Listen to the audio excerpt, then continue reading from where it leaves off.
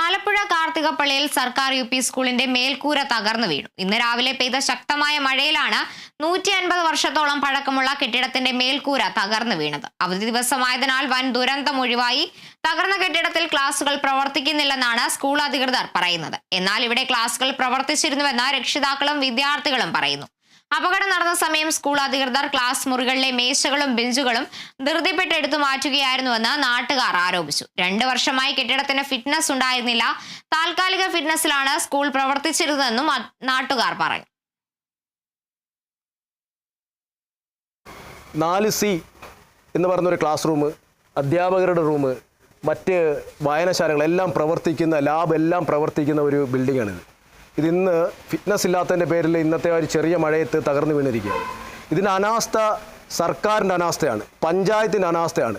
ഇത്രയും ബലക്ഷയമുള്ള ഒരു കെട്ടിടം യാതൊരു മാനദണ്ഡങ്ങളും കൂടാതെ നിങ്ങൾ നോക്കൂ, ലക്ഷക്കണക്കിന് രൂപ മുടക്കി ടൈലിട്ടിരിക്കുകയാണ്. ഇത് പ്രതിഷേധാത്മകമാണ്. ഇതിനെതിരെ ശക്തമായ നടപടി സ്വീകരിക്കണം. ഇല്ലെന്നുണ്ടെങ്കിൽ മിഥുനെ പോലെ ഒരുപാട് മിഥുന്മാർ ഈ കാർത്തികപ്പള്ളി പഞ്ചായത്തിലും ചിങ്ങോലി പഞ്ചായത്തിലും കേരളം ഒട്ടാകെ ഉണ്ടാവും. വെള്ളിയാഴ്ച വരെ ഈ സ്കൂളിൽ ക്ലാസ് നടന്നുകൊണ്ടിരിക്കുകയാണ്. ആ കാണുന്ന ക്ലാസ് എന്ന് പറയുന്നത് 4C ആണ്. ഈ 4Bയിൽ ഇന്നലെ വരെ ക്ലാസ് നടന്നുകൊണ്ടിരിക്കുകയാണ്. വെള്ളിയാഴ്ച വരെ ക്ലാസ് നടന്നുകൊണ്ടിരിക്കുകയാണ്. ഇവിടുത്തെ ഹെൽത്ത് ക്ലബ്ബ് തുടങ്ങിയതെല്ലാം ഈ കെട്ടിടത്തിലാണ് നടന്നുകൊണ്ടിരിക്കുന്നത്. HMൻ്റെ റൂം ഇതാണ്.